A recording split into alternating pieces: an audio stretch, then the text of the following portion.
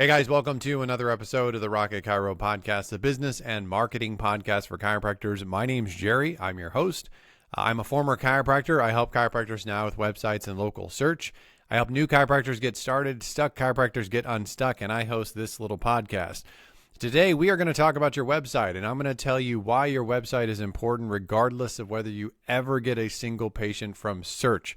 On the last episode, I gave a very grim outlook on SEO and AI search for a lot of chiropractors because the reality is the rich are getting richer and the poor are getting poorer and the gap is widening. And the reality for a lot of chiropractors, especially new chiropractors and chiropractors that are struggling with local search, it might be something that you have to punt on at least for the near term, and it may be something that you never get patients from.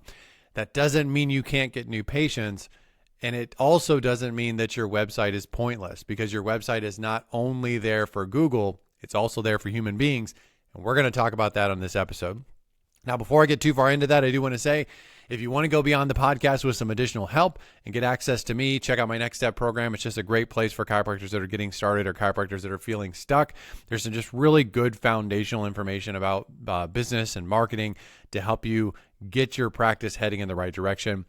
If you want me to look at your website and SEO, I'd be happy to do that. I can show you how you compare to other chiropractors in your area and give you my 2 cents.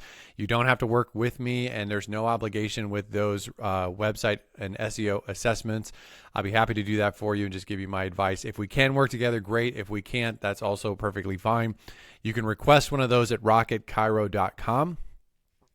Lastly, if you want a better website, you're ready, you listen to this episode and you're like, hey, I don't think my website is quite doing what I would like it to do, reach out to me. I am an anti-generic website person. I think that your website should represent you. We're going to talk about that on this podcast.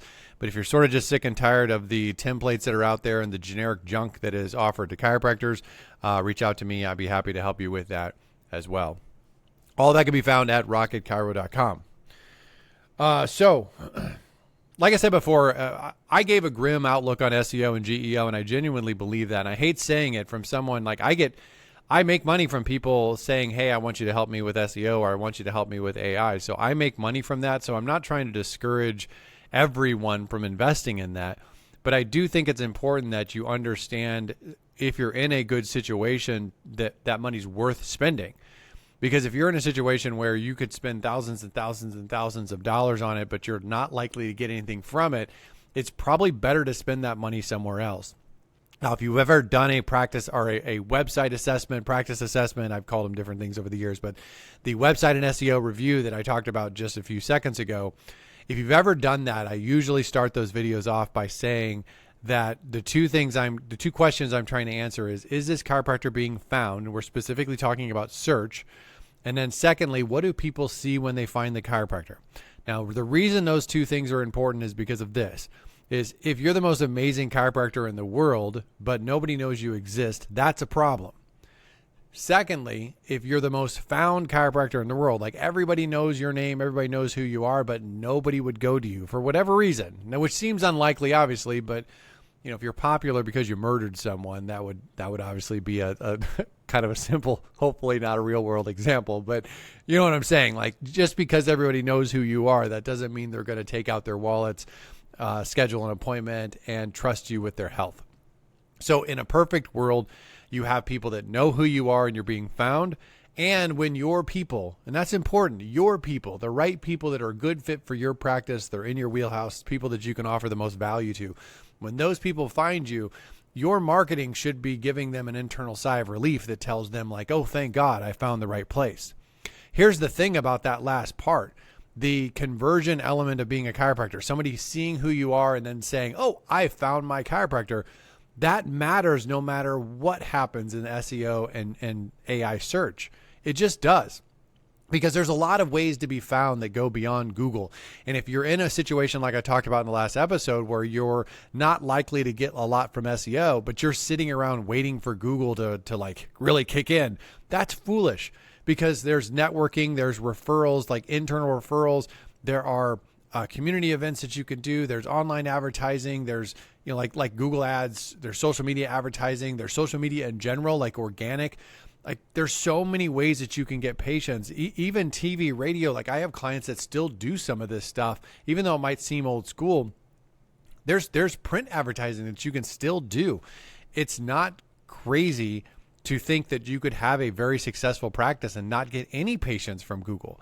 And so the idea is that because there's so many different ways to get patients, you have to figure out what works best for you. But here's the thing, regardless of whether someone's referred to you or whether they just find you because they drove past your office and they saw your sign, a lot of those people, I would even say most of those people, are going to see your website at some point in time.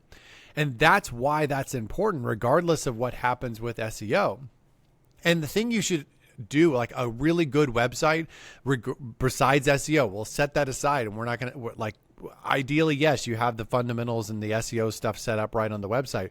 But even if that's not working well for you, a good website should clearly communicate the value that you offer. A lot of chiropractors don't do this. What you have to understand is that if a person doesn't know you and they're just sort of looking for a chiropractor or looking for help, they have a very short attention span. They're going to give you 15, 30, 45 seconds of their attention before they decide whether they're going to leave or continue on your website. And so if you don't communicate value clearly right away, like what are you offering them? Are you helping them get out of pain? Are you helping them with their sports? Are you helping them with their pregnancy? Like what is the thing? What is the value that you're offering? A lot of chiropractors just have like the name of their office or some sort of stupid, catchy chiropractic catchphrase that's on their homepage. I did a website review for someone recently that they had this nice, pretty video that was on their homepage. Not a single word of text was over that video.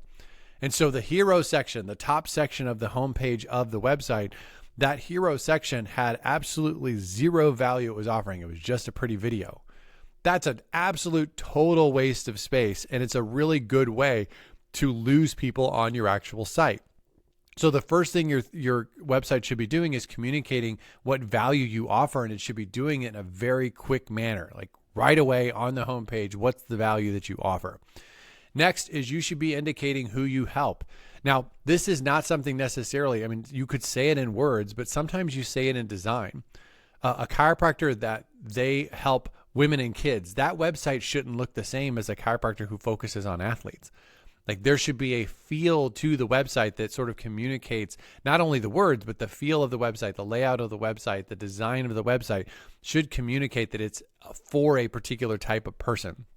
You want this person who's a good fit for your practice to know they found the right place on a lot of different levels. Some of it is feel, some of it is text. It's important to keep that in mind.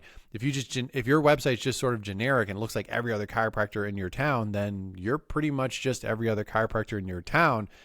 And generic websites only work if you're a generic chiropractor.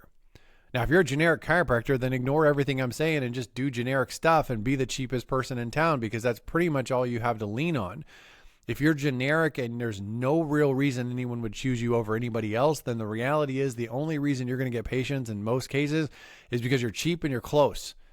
And as soon as somebody else comes along who's cheaper or closer, you're going to lose your patients because they have no reason to stick with you, because it's like mowing grass, man. I don't need the best person in the world to mow my grass. I just need my grass mowed. It's just, you don't want to be that chiropractor. So your website should clearly communicate value quickly. It should indicate who you help in a lot of different ways. It should be becoming a new patient straightforward. Websites should not be designed for chiropractors. They should not be designed for your regular patients. They need to be designed for new patients. This is the primary value point of your website, and it should be designed. It's clearly for new patients, and becoming a new patient should not be something that they have to go, I wonder what I do next. A caveman should stumble upon your website and know what to do next. Like it is ridiculous that it is not straightforward and simple to become a new patient. Now, I will warn you, and if you've ever done an SEO review from me, I say this all the time because I rarely see chiropractors do this correctly. A lot of times, if you put a book now or schedule now right on the homepage or call us or something like that, and there's no intermediate step. A lot of times you're asking someone who isn't sure they found the right place yet to take a bigger step than what they're ready to do. So having something on the homepage that right on the homepage, right there, it says schedule an appointment and it takes them to an online scheduler. It's sort of like showing up on a first date with a wedding dress where you're like, whoa, whoa, whoa, easy now, too much too soon. And so I like to have a new patient page. All of my website, or almost all of my websites, have new patient pages, unless the doctor specifically objects to it, which I would argue that they're wrong. But unless they object to it, all my websites have new patient pages, and that new patient page will very simply at the top say, here's how you schedule your first appointment. But it'll also have on that page patient reviews, maybe a what to expect, maybe some frequently asked questions, what insurances do we accept, like whatever it is important for that chiropractor to communicate to their new patients. I want to create a page and a hub that is designed to answer those questions and help that person take the process of going from non-patient to patient. Here's the thing. When I put a button on a website that says new patients start here, that's not asking a lot. That's a really, really low next step. And that, I think, is a really smart way of making the process of going from non-patient to patient, like making that easier on someone. If you just found let's say you're looking for someone. I've been looking for at sod. I got to have some sod done in my yard here. I got some ugly patches, and I've been looking at it, and it's like, okay, I don't necessarily know what I'm looking for. I'm not 100% sure if I found the right place. If there's a website that has additional information about like how to measure the square footage, do you want to install it yourself? Do you want somebody else to do it? Blah, blah, blah. Answers all these questions from someone who I don't exactly know what I'm looking for. That's super helpful. If I land on a website, and I have land on a website that all it says is like, hey, call us. I'm not going to do that. Like, there's no way. I'm not going to do it. Especially me. Like, I'm an introvert. The last thing I want to do is pick up the phone and call.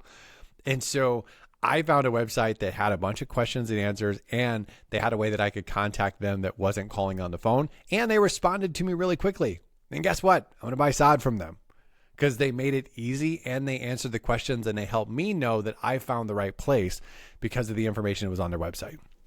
So also, the last thing that your website should do is your website should be pushing away bad fits.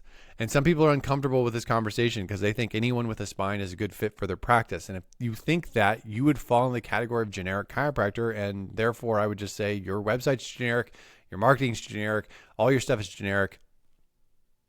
And you just have to go on price and location. Like, that's pretty much all you have to go on. But if you're a chiropractor who has strengths and weaknesses like normal human beings, or you have specific specialties or interests that you have, like things that are just, there's some things in your wheelhouse and some things that aren't. Like, simple example, when I was in practice, I hated shoulders. Hate them, absolutely hate them. There's nothing I hate more. I'm not good at it. I don't want to mess with them. It's not my thing. There are some chiropractors that love shoulders. Like, that's their thing. That's their jam. That's not me. Like, you give me somebody with headaches, debilitating headaches at any level, no matter what they've had, like, listen, I got it. No problem. Headaches, there's other issues that were just in my wheelhouse, but shoulders are not one of them. And so I don't want a website that lets people that have shoulder issues feel comfortable scheduling their first appointment. Like, I don't even want you to call me. Like, don't bother me. Go to somebody else. Now, I don't have to say on the website, I hate doing shoulders, and if you have a shoulders, get lost. Like, go kick rocks. Like, I don't want to do that. But I want to make it crystal clear. These are the things that I help. And also, here's some things I don't help. Here's some things here's a little gentle push away from, if this is you, you might have found the wrong place. I might not be the chiropractor for you. And that's what good marketing and branding does. And that's what your website should do. Now, where do you start with this? I think it starts with knowing who you are yourself.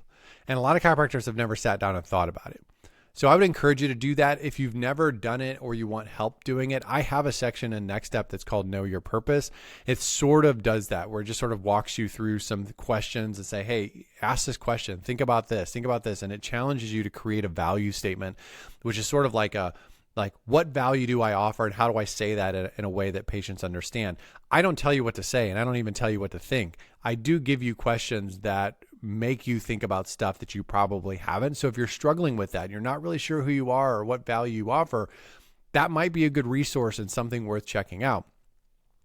Once you know who you are, then that should permeate your branding, your marketing, that should permeate your website, like all of that stuff. I've had clients that have asked me to do their websites, and through my process of asking them, who are you? What are you doing? Because I want to know them. I've had some clients that when they originally reached out to me and what we ended up with once we were done, they were different because that questioning process ended up having them go, well, wait a second, I don't think I want to do that. I think I want to do this other thing, which I think is great. I think that's awesome. Like, if you don't know who you are, how in the world are you going to communicate that to anybody else? And so you figure out who you are first, then make sure that your website, your social media, like all the stuff that you're putting out into the world, everything from colors, branding, your practice name, everything should be coherent. It should make sense, and it should appeal to your ideal person. And one of the easiest way to think about this, and I'll say this and we'll wrap it up. The easiest way to think about it is cars. And, we all have cars, or at least most of us have cars. And although they all have wheels and steering wheels and seats, they're not at all the same. And the person who buys a Dodge is not going to be the person who buys a Cadillac, or the person who buys a BMW or Mercedes or a Alfa Romeo or whatever. The different manufacturers make different things, and they have a different brand. They have a different language. And if I tell you, like, describe a Subaru driver versus describe a Dodge Charger driver, like, obviously if you don't know anything about cars, then I guess like you don't know, but a Jeep person and a Subaru driver and a Dodge Charger driver, not the same person. It just isn't. Like, my brother and I love my brother to death. We're both car guys, but we're car guys in a different way. Like, the stuff he likes, I can look at it and be like, that's cool, but that's not stuff I'd be interested in buying and driving and having as like a fun car or whatever. And then the stuff I like Japanese cars, and my brother's, I'm 6'4", I'm a big guy. I'm the runt of the family. My brother's a lot bigger than me. So Japanese cars are hard for me to fit into, and they're impossible for him to fit into. So he's not a fan. He likes muscle cars and bigger things and big trucks and whatever. But we're different people. And if every single car out there every single manufacturer was just like, we're cars, we sell trucks, that's super generic. It's terrible. Because then you're making the person who's doing the investigating, the shopping, the inquiring, you're making them do the work. That's bad marketing. That's bad branding. You do the work so that they can stumble upon your website and go, oh, thank God I found the right place, because you've clearly communicated that. And you've pushed away the person who's a bad fit. All right, guys. Last question I have for you just to think about is would you choose you? And I don't mean because you're a great guy or you're an amazing adjuster. Would you choose you? Like, based on what you see, why would someone choose you? Would they? Would they go on your website and say, like, oh, this is my guy. This website represents me really well.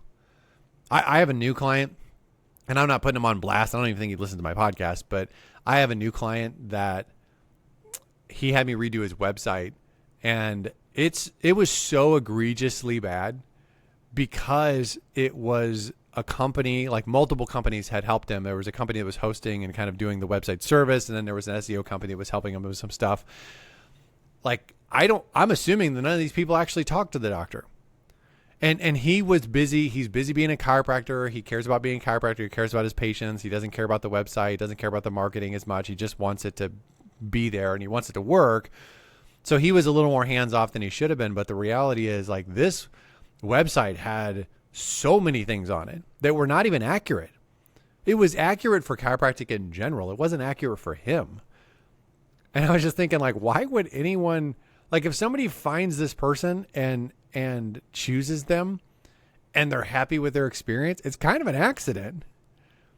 And he told me that most of his patients come through referrals and through networking and through insurance and other stuff. They don't come through the website. And that doesn't surprise me at all. Why would anyone pick that person? Because, like, it's super generic information. There's inconsistencies throughout it. It doesn't represent the person well. It doesn't even put them in a good light. Everything about it was terrible.